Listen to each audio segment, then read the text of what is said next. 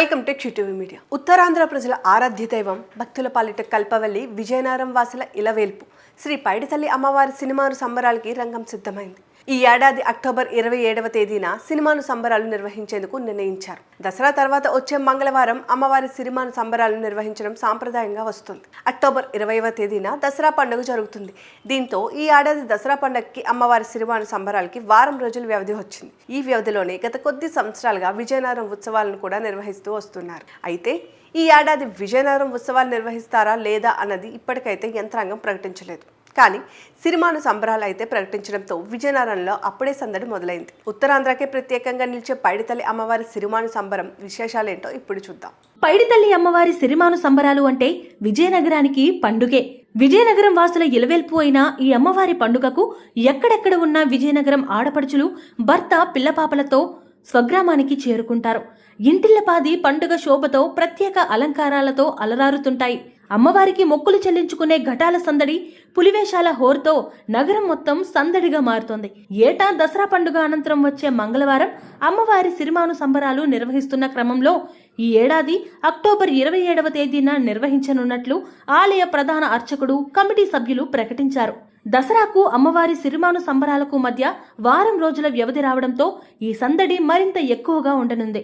ఈ ఏడాది జరగనున్న సిరిమాను సంబరాలకు మరో విశేషం కూడా ఉంది. గత ఏడాది నవంబర్ 10 నుంచి 1,80,00,000 రూపాయలతో చేపట్టిన ఆలయ విస్తరణ అభివృద్ధి పనులు పూర్తి చేశారు. ఆలయానికి ఇరువైపులా ఉన్న షాపులను తొలగించి ఈ అభివృద్ధి పనులు చేపట్టారు. దీంతో విశాలమైన ప్రాంగణం ఏర్పడడంతో అమ్మవారి దర్శనానికి విస్తృత ఏర్పాటు చేసే అవకాశం ఏర్పడింది. ఇక అక్టోబర్ నెల వచ్చిందంటే విజయనగరం పోలీసుల పరిధిలోకి, అలాగే ఆలయం అధికారుల పరిధిలోకి వెళ్లిపోతుంది. ఇక అప్పటి నుంచి పోలీసులు, అధికారులు, రాజకీయ నేతలు, వారి కుటుంబాలు దర్శనానికి పోటెత్తుతారు. సిరిమాను సంబరాలు ముగిసే వరకు విఐపీల దర్శనాలు కొనసాగుతూనే ఉంటాయి. అమ్మవారిని తనివితీరా దర్శించుకునే అవకాశం సామాన్య భక్తులకు ఉండదు. ఈ కారణంగానే సిరిమాను సంబరాలు తేదీ ప్రకటించినప్పటి నుంచి అమ్మవారిని దర్శించుకునేందుకు ఉత్తరాంధ్ర వాసులు సన్నద్ధమవుతున్నారు. ఉత్తరాంధ్ర వాసుల ఆరాధ్య దైవం అమ్మవారి సిరిమాను సంబరాలకు ఈసారైన తోపులాటలు, ఎండలో వానలో క్యూలైన్లు లేకుండా భక్తులకు సజావుగా దర్శనం కల్పించేందుకు అధికార యంత్రాంగం చర్యలు తీసుకుంటుందా?